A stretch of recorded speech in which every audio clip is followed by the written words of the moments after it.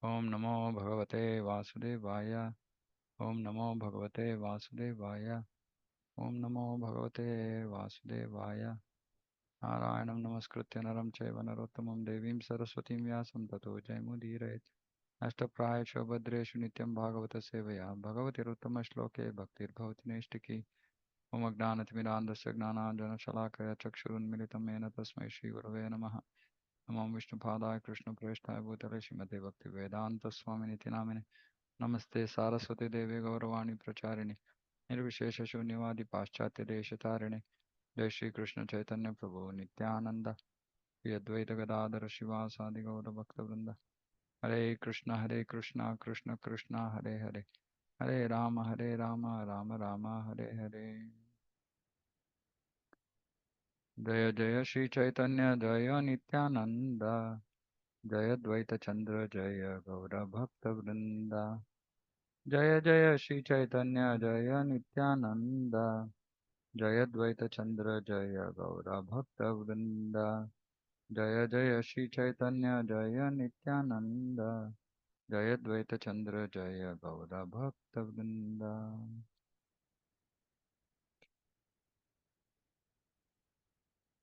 Okay.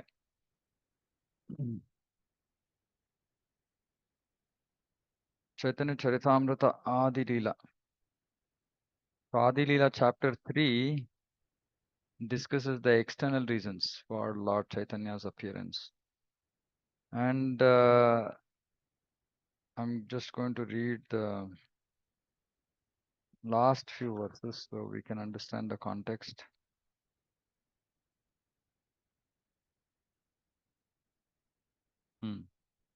So this I'm reading from Adi Leela chapter 3 verse 97.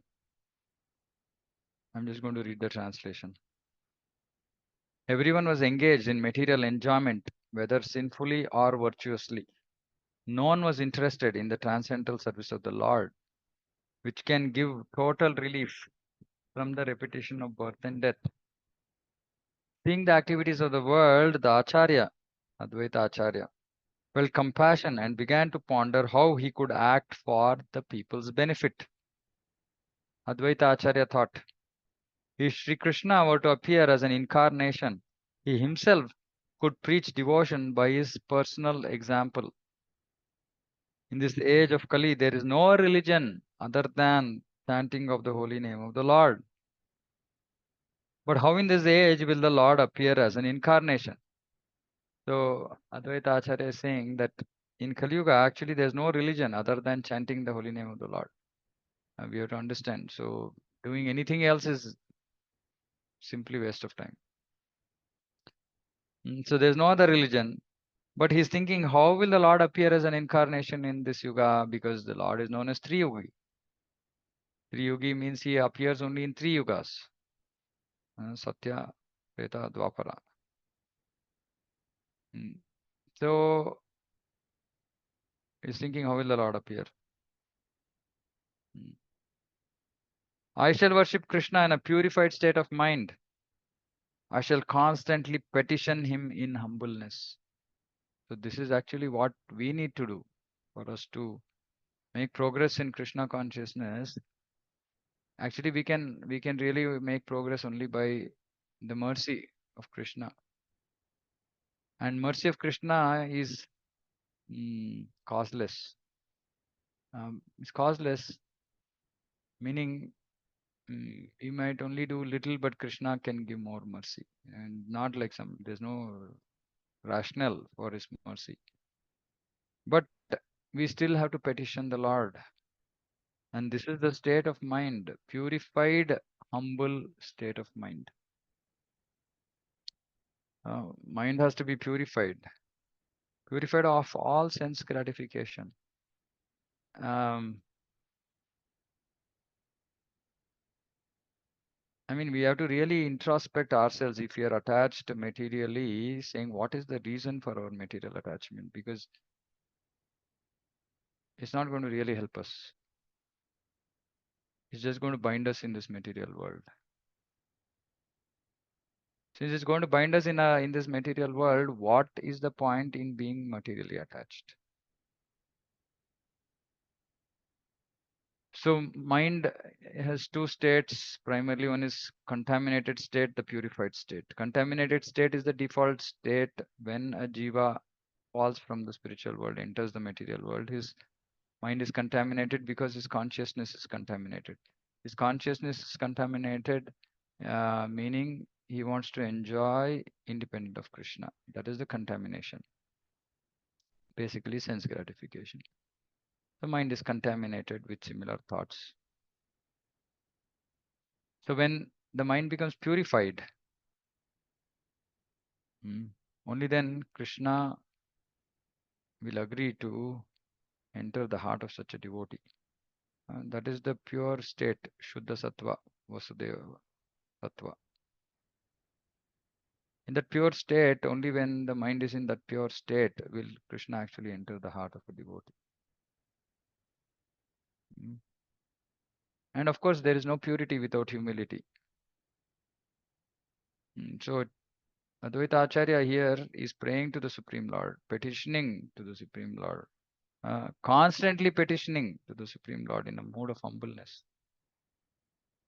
saying that I mean, though Advaita Acharya, who is Advaita Acharya? He is actually Vishnu, Mahavishnu, Amsha of Mahavishnu, right? So he is himself the Supreme Lord. But because he's come in the form of in the role of a devotee, so he's thinking, I can't do much. It's only by Krishna's mercy. Devotees always think like that. Mm. They just think that everything that is happening is just Krishna's mercy. They're saying, if Krishna doesn't, if Krishna only has to come. And why is he? He is not petitioning Krishna for his sake, for himself. He's petitioning Krishna to come out of compassion for the fallen state of the world, which is just completely engrossed in material sense gratification. And this was the state even when before Chaitanya Mahaprabhu appeared in Kali Yuga. And in the most, possibly the seat of knowledge at that time, Navadvip.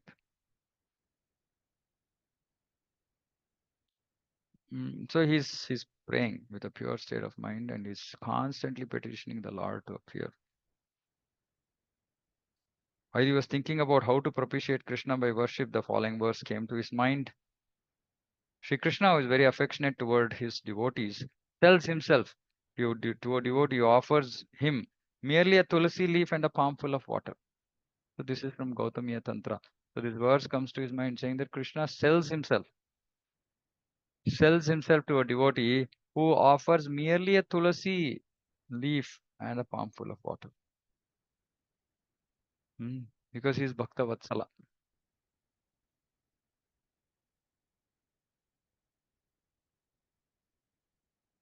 Advaita Acharya considered the meaning of this verse in this way. Not finding any way to repay the debt he owes to one who offers him a tulsi leaf and water, Lord Krishna thinks, there is no wealth in my possession that is equal to a tulsi leaf and water. Just a tulsi leaf and water. Thus the Lord liquidates the debt by offering himself to the devotee. Considering in this way, the Acharya began worshipping the Lord. Thinking of the lotus feet of Sri Krishna, he constantly offered tulsi buds in water from the Ganges. He appealed to Sri Krishna with loud calls and thus made it possible for Krishna to appear. Of course, this loud call was full of purity and humility. Therefore, the principal reason for Sri Chaitanya's descent is this appeal by Advaita Acharya. The Lord, the protector of religion, appears by the desire of his devotee.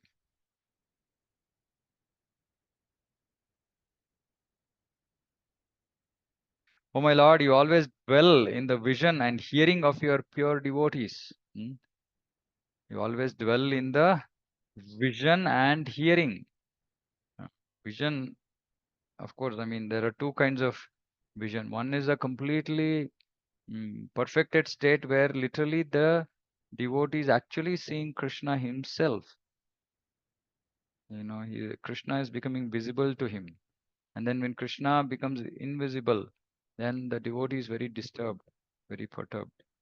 And he cries. And when Krishna appears, he is jubilant. We see this in Prahlad Maharaj, all our acharyas, so many great devotees experience Krishna's personal presence. And also at a stage of Brahmabhuta, where the uh, uh, person, uh, devotee will see Krishna present through his energy everywhere.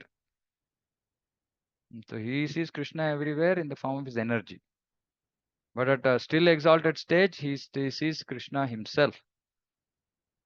But not everywhere. Krishna will manifest. Basically, at that perfected state, Krishna's pastimes will manifest in front of the devotee's eyes, literally. He will see. We discussed this in Madhurya Kadimbini. So Krishna will see. So this is a verse from Bhagavatam. Says that you always dwell in the vision and hearing of your pure devotees. And hearing. Nama Chintamani Krishna's Chaitanya Rasa Vigraha Purna Shuddho Nitya Mukta Abhinnatvam Nama Name. So Nami and Nama are not different.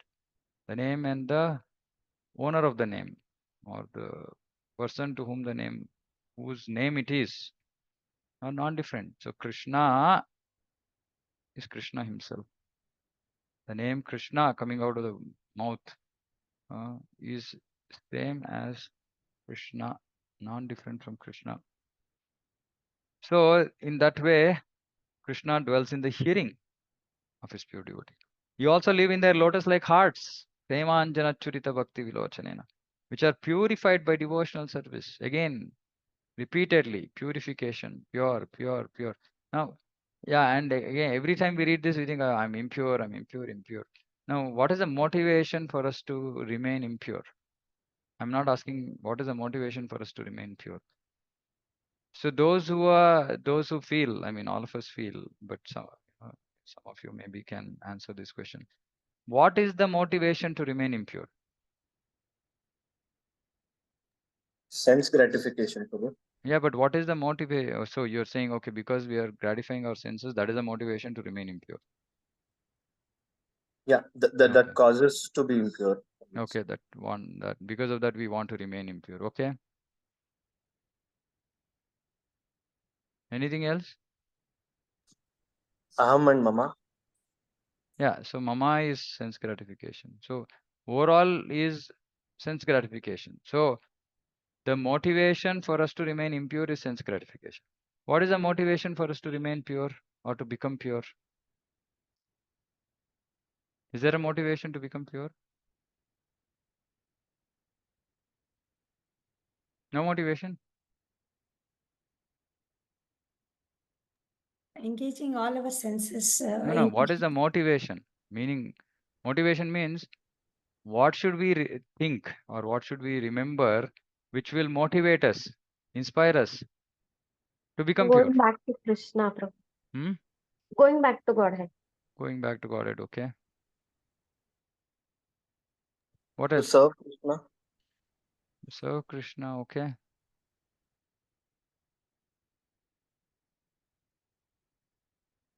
I mean, the motivation is right here, right? Krishna dwells in the vision and hearing of his pure devotees. Krishna lives in the lotus-like hearts of pure devotee. So the motivation should be that if I'm not going to be pure, I'm not going to get the association of Krishna. I won't be able to uh, see him, hear him, serve him. Nothing I can do. Because only when we are pure does actually, see, only when we are pure, we can actually come in touch with Krishna. Till then, it is all Vaidhi Bhakti being offered, accepted by Lakshmi Narayana. We can't really approach Krishna. If you want to approach Krishna, we have to be pure. So we have to remember this saying, yes, sense gratification is very strong, conditioned, it's very difficult for us to overcome. But every time we get pulled, sucked, fall down into this material sense gratification mode, we have to remember, I won't be able to associate with Krishna. I won't be able to see Krishna. Krishna won't appear in front of me. I won't be able to serve Krishna. If at all this is something important for us, then we will get inspired. Then we'll get motivated, saying that, okay, let me try. I know it's difficult, but let me try, let me try, let me try. right? And the only way possible is by advancement in devotional service. Prabhupada says, this karma, sense gratification, will reduce only in proportion to the progress, advancement in Krishna consciousness. The more we advance in Krishna consciousness, the more this desire for sense gratification will reduce.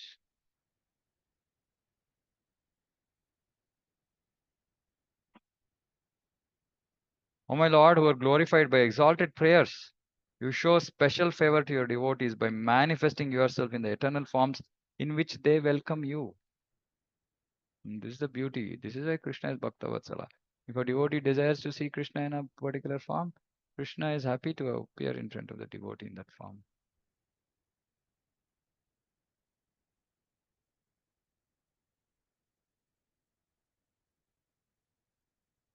The essence of the meaning of this verse is that Lord Krishna appears in all his innumerable eternal forms because of the desires of his pure devotees. Okay, so this was the Chaitanya Charitamrita. Initially, Krishnadas Kaviraj Goswami quotes 14 verses, and then he explains each of them. So this fourth verse, this is the meaning of the fourth verse, which was the external reason for Sri Chaitanya Mahaprabhu to appear. This itself like shakes us up. Like Chaitanya Mahaprabhu came because people were engrossed in sense gratification. Now we are so fortunate that we are in touch with Sri Chaitanya Mahaprabhu, but still we remain in sense gratification. This is not the intent at all why Sri Chaitanya Mahaprabhu came. In the sense that because people were materially engrossed, he came to purify them. And how did they get purified? By simply accepting the Hare Krishna Maha Mantra, by simply chanting the holy names of the Lord. And subsequently, we see in later chapters how Sri Chaitanya Mahaprabhu used to go. He traveled so much across India, mainly South India. He used to go to every village, chant the holy names. Then, because of his pure chanting, people used to become devotees. Or even if he comes in touch with one devotee, one person becomes purified. That purity in that one person, then that person would go to his village and he would chant. Because of his purity, then 100 more people will become purified. So many people will become devotees. Like this, they said the whole of South India became devotees. And Chaitanya Charitamrita says that most devotees take birth in South India, and not that other places there are no devotees, but most devotees take birth in South India. So we should just keep this in mind, saying that our goal is to become purified. It's a different thing that see, another thing is it's not great to be simply just repeating, saying that I'm fallen, I'm materially attached. I mean, what are we doing to get out of it is the important question. Of course, we are fallen. So instead of whenever we tell this in front of other people, saying that I'm so much attached materially, etc., maybe we should just give it a moment and think, saying that what is the point? For how many years have I been saying this? There's something that I would want to do to come out of this, or would I want to just continue like this throughout my life?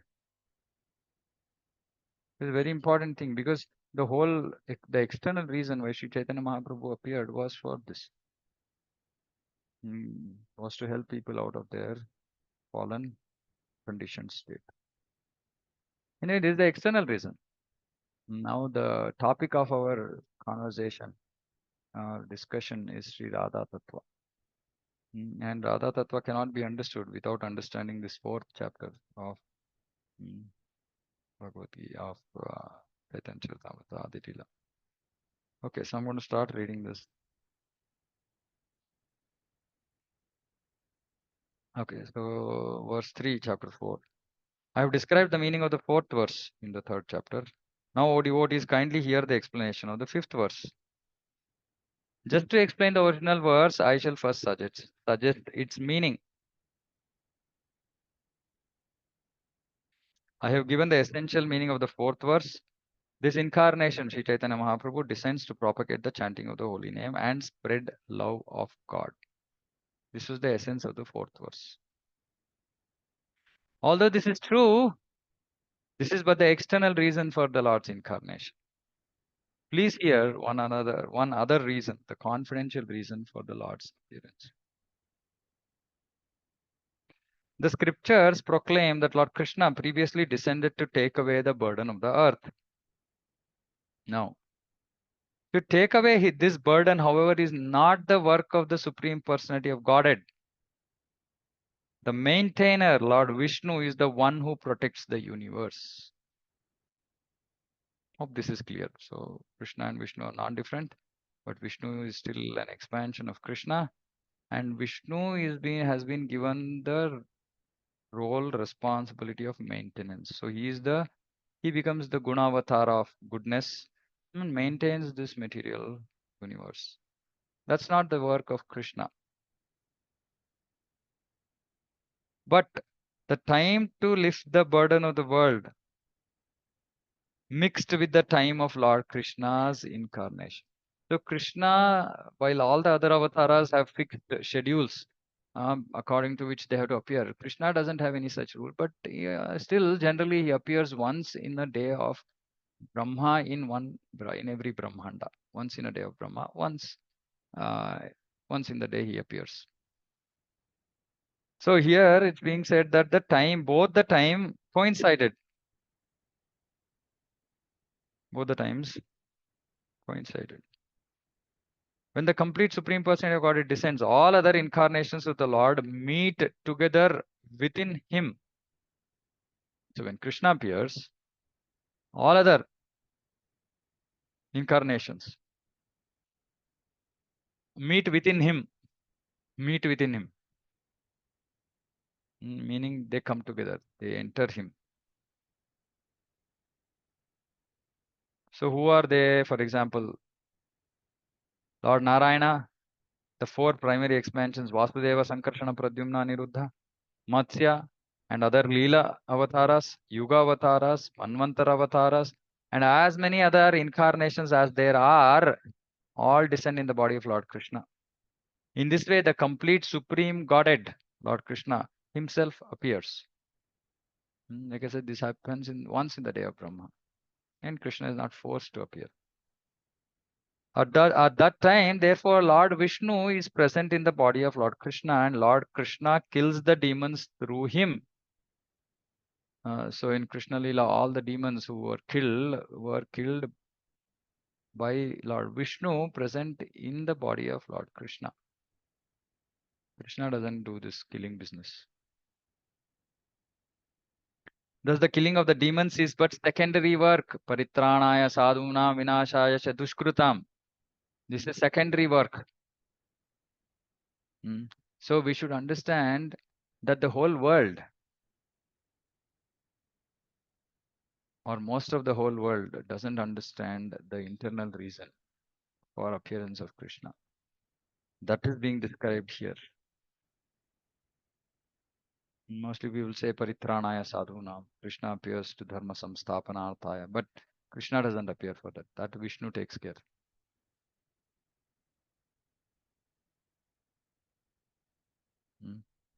The Lord's desire to appear was born from two reasons.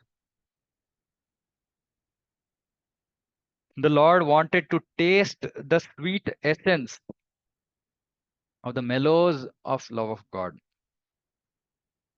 Prema Rasa Niryasa or Prema Rasa Sara. Aswadana. So some of the South India, like Indian languages, at least Kannada, Sanskrit, if you know Sanskrit, all this you can understand. Most of the Indian languages have these words. So because when we read in English, we can't really relate to it many a times.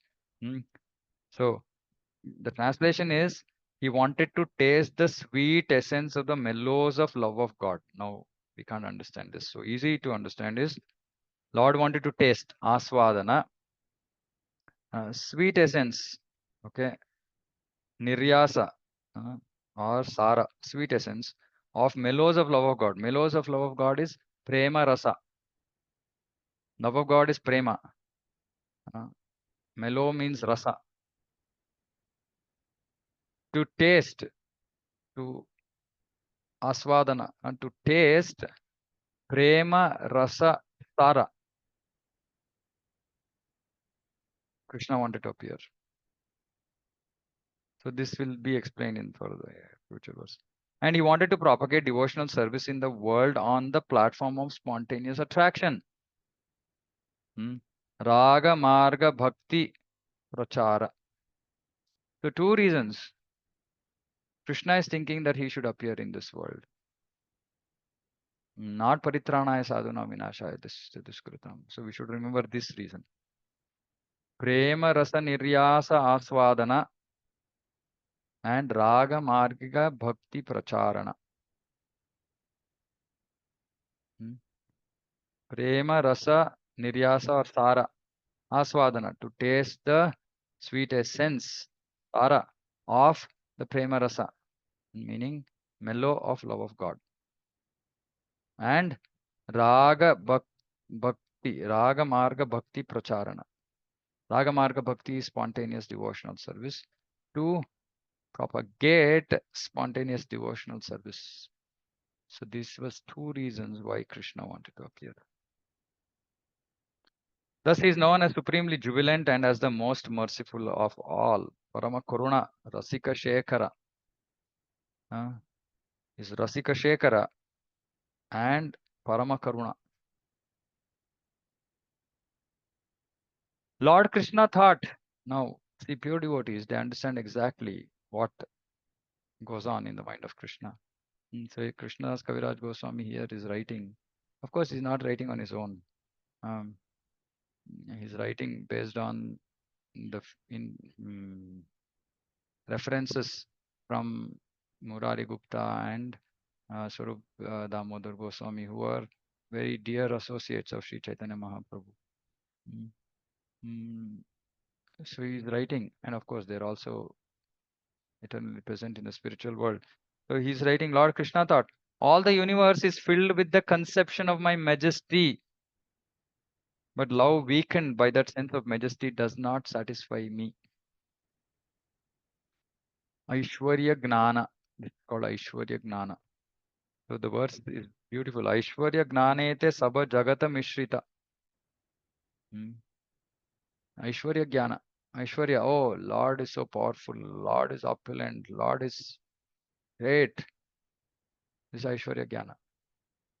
So Krishna is thinking, people worship me with this Aishwarya Jnana.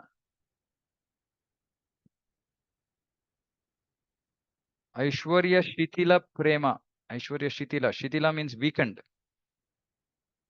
Prema, which is weakened by Aishwarya, this kind of Supreme Lord, you are great kind of mindset. Nahi Mora Prita. Krishna is saying, it's not dear to me. It does not satisfy me. That is why to worship Krishna is very, very difficult. Easy, but difficult. Difficult because we all naturally come to Krishna, come to God, Supreme Lord, and worship Him as supreme, as great, as all powerful, all pervasive, as one who is full of opulence. We depend on Him, we surrender to Him, seek His protection. All this is the Aishwarya Bhava. So naturally, all of us come to Krishna consciousness with the mood of Aishwarya Gnana. And Krishna is telling here, this Aishwarya Gnana, Mishrita Prema, it does not satisfy me. Krishna is not very pleased with this. And this is the Vaidhi Marga, which is what we follow, and this is not that we should not follow. So I will explain all these concepts. And we should. Initially, we should and we will remain in this Aishwarya Gnana for a long time, where we are looking at Krishna as the master and we are the servants, and that he is great, he is supreme, he is all powerful, etc., etc., etc. Opulence of Krishna. But we should remember that that does not satisfy Krishna.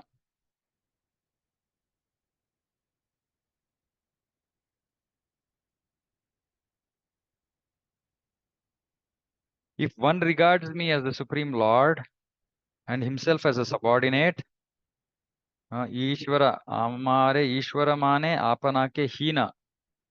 If somebody considers me great and himself fallen, or I am the Supreme Lord, he is subordinate, I do not become subservient to his love. I do not become subservient. Mm, Nor can it control me. He doesn't become preme vasha. So Krishna likes to become vasha, like under the control of the premi or the bhakta. But Krishna is saying here, when people think of this like, oh, you're great, you're Supreme Lord, I'm your subordinate, I'm not controlled by it. They cannot control me. I don't become subservient to that love. This is the Aishwarya Prema. This is the Vaikuntha Bhava. This Aishwarya Prema is the Vaikuntha Bhava.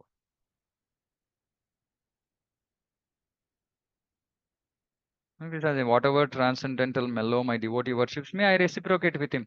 So somebody worships him, that is my natural behavior. But Krishna will himself, as in if somebody is worshipping Krishna with Aishwarya, of course, if he has come to Krishna, then it will become like somewhat like Dwaraka Bhakti, Aishwarya for Krishna.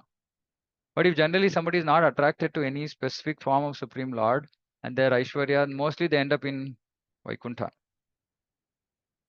They don't come to Krishna Loka. They don't come in touch with Krishna. So that is a Sri Vaishnava Sampradaya, Ramanuja Sampradaya. So they'll go to Vaikuntha. And if Ramanuja Sampradaya, yesterday I was discussing with a devotee, some kind of mix up, it seems to me. Yeah, our Acharya say, if somebody is worshipping Krishna in Aishwarya, then they'll go to Dwarka. So somewhat like the paramparas in Gujarat. Actually, yeah, very difficult. They're also, it's more of Laddu Gopal worship. So it's it's some new. Anyway, so Krishna is saying, I will reciprocate accordingly. So if somebody wants Aishwarya and Krishna, then they'll go to Dwarka. If somebody wants Aishwarya and Vishnu, then they'll go to Vaikuntha, etc., etc. But Krishna is saying basically this doesn't satisfy me. Now Krishna is now telling what satisfies him. If one cherishes pure loving devotion to me, Shuddha Bhakti. This is pure loving devotion means Shuddha Bhakti. I'm just reading the Bengali here. Mora Putra, Mora Sakha, Mora Pranapati. E Bhave E More Kare Shuddha Bhakti. It's very easy. Bengali is easy to understand. At least Chaitanya Charitamrita Bengali. So Krishna is thinking Mora Putra. If somebody thinks I am their son. Mora Sakha. Somebody thinks Krishna is my friend. Mora Pranapati. Somebody thinks Krishna is my beloved. Ye Bhave. In this bhava, in this mood. Ye More Kare Shuddha Bhakti. If somebody does towards me Shuddha Bhakti in this mood. Apana ke bada mane amare samahina.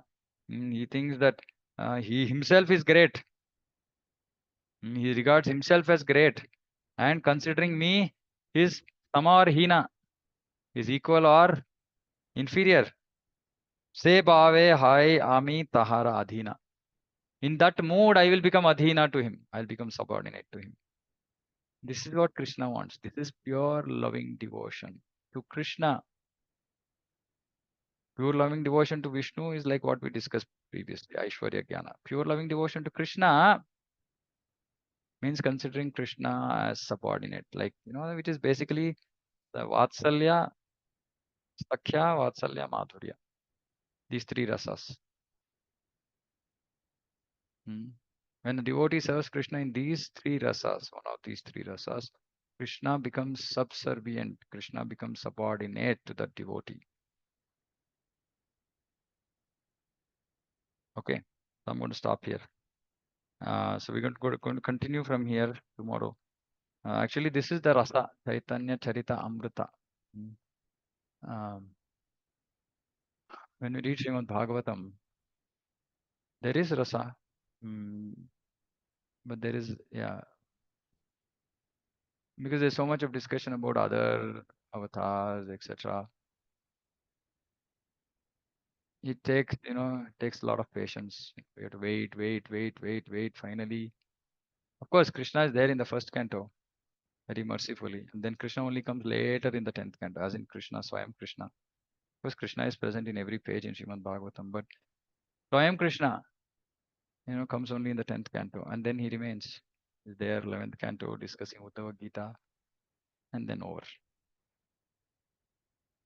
Right? But then by the time we finish 11th and 12th canto, our heart is yearning for more Krishna, Krishna.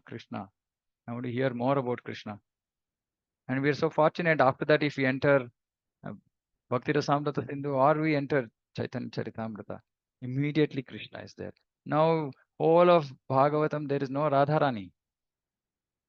And as soon as we come into Chaitanya Charitamrita, there is Radharani. So this is the rasa we have to actually aswadana, we have to pibata, Bhagavatam's pibata Bhagavata Rasamalaya.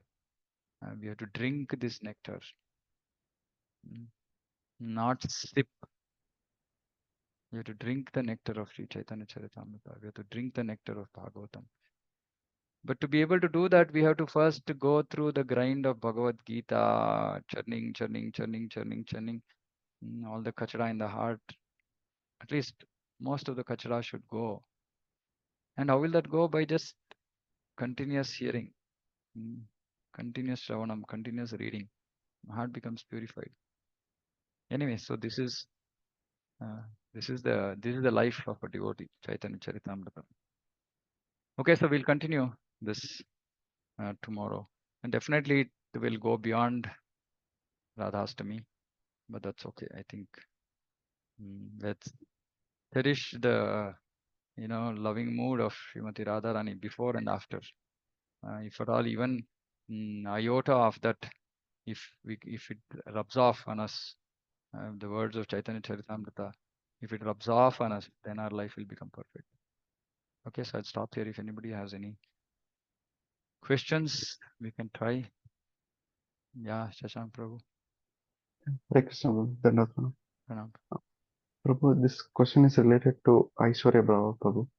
So, like, even like, Okay, before you ask the question, don't worry too much about this at this point of time. Okay, I mean, I'm just okay, saying that it is tattva, it's PhD tattva, and it's a natural process of progression. You can ask your question, but I'm just still. I know that when I read this first, how I felt. We don't have to worry about this. We don't have to worry about this. See, the beauty of our process, the process that has been given to us, is so beautiful that it very seamlessly transitions us from this Aishwarya to Raga, and we won't know. We won't know. Okay. So I will explain these things over the next few days. So don't worry too much. Some people feel like, oh no, I'm such a staunch follower of Govinda. No problem. No problem. There's no problem with that. Okay. Don't worry. I'll explain. But anyway, you go and ask your question. If it is relevant for me to answer now, I'll answer. Otherwise, over next few days, you will get your question answered. Yeah. I think it answered me, Prabhu. Like, I just wanted to ask the Yeah. same thing. Yeah. Because we all go through this. So it's okay. Don't have to get worried about it. Whatever we are doing, we continue to do. Right? That's why this is PhD. Just understand that suddenly, we were in 10th standard. Somebody just pulled us out and put us in engineering class. And that's all, right? If you understand whatever we understand, we understand. If you don't understand, it's okay. No problem. We'll understand it over a period of time. No issue. Okay, Prabhu. Thanks, Prabhu. Yeah. Okay. Hare Krishna.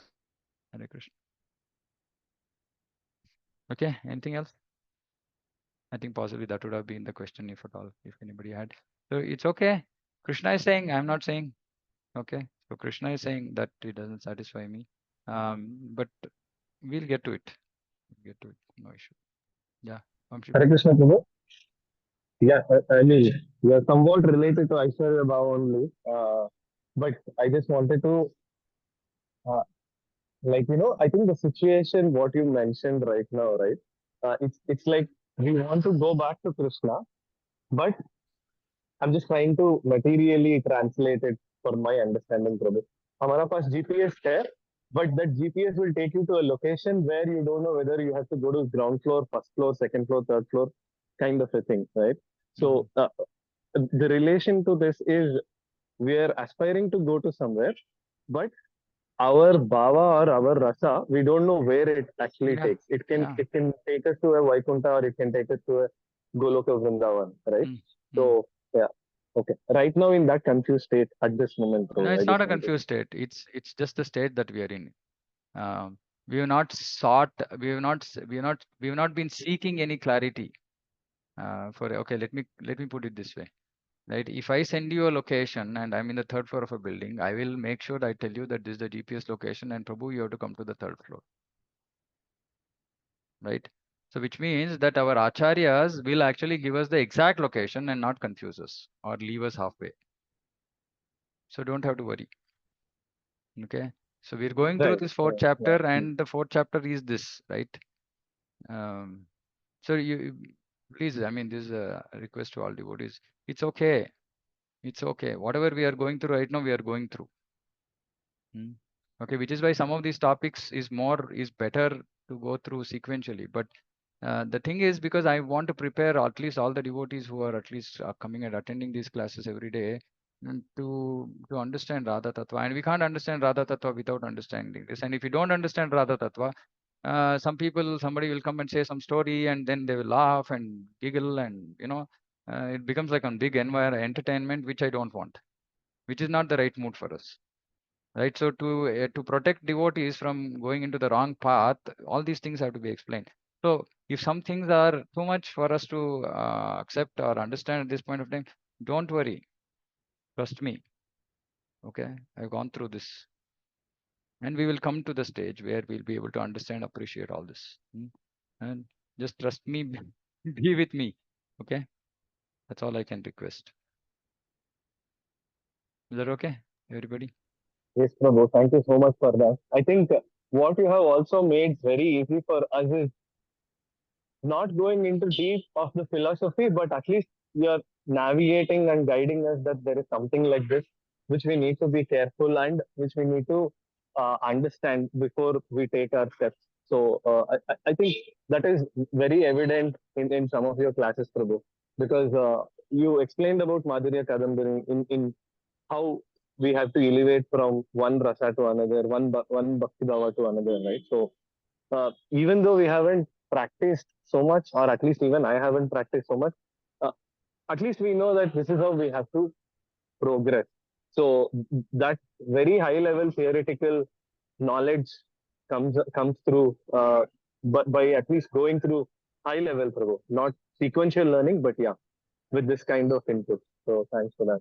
Yeah, I want to just clarify. See, yeah, my idea is that all of you should enter into the depth of this philosophy at some point of time, right? But because many of you have been in Krishna consciousness for quite some time, and it's just not appropriate to remain at the level that we are, right? So I'm just trying to kind of elevate all of us to a expected standard, not to a very high standard, expected standard after being in Krishna consciousness for certain amount of time. These things should be known to us.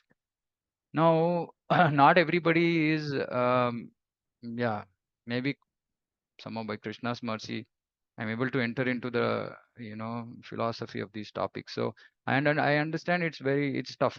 It's not easy for everybody. So I'm just trying to make it a little bit simple for all of you to consume, right? But you have to also consume it yourself, meaning you also have to read yourself.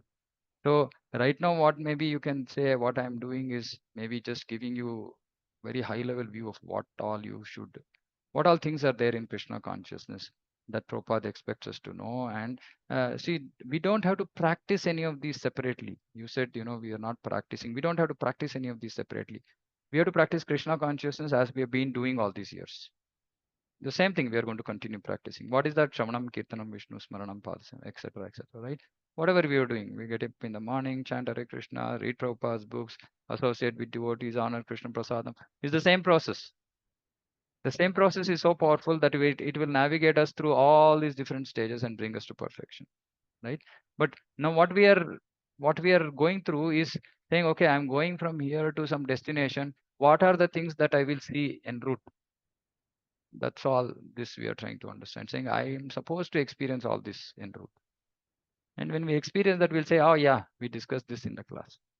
That's all. Okay, is that okay? Okay, right. Thank you so much. Shri Chaitanya Charitamrita ki jai, Jagat Guru Srila Prabhupada ki jai, Vancha Kalpatarubhyascha Kripa Sindhubhya Patitanam Pavanabhyo Vaishnavabhyo Namo Namaha. Okay, if anybody is confused, disturbed, please call me. Okay, my idea was not to disturb, but Krishna is speaking these words. Yeah. Okay, Hare Krishna. Hare Hare Krishna.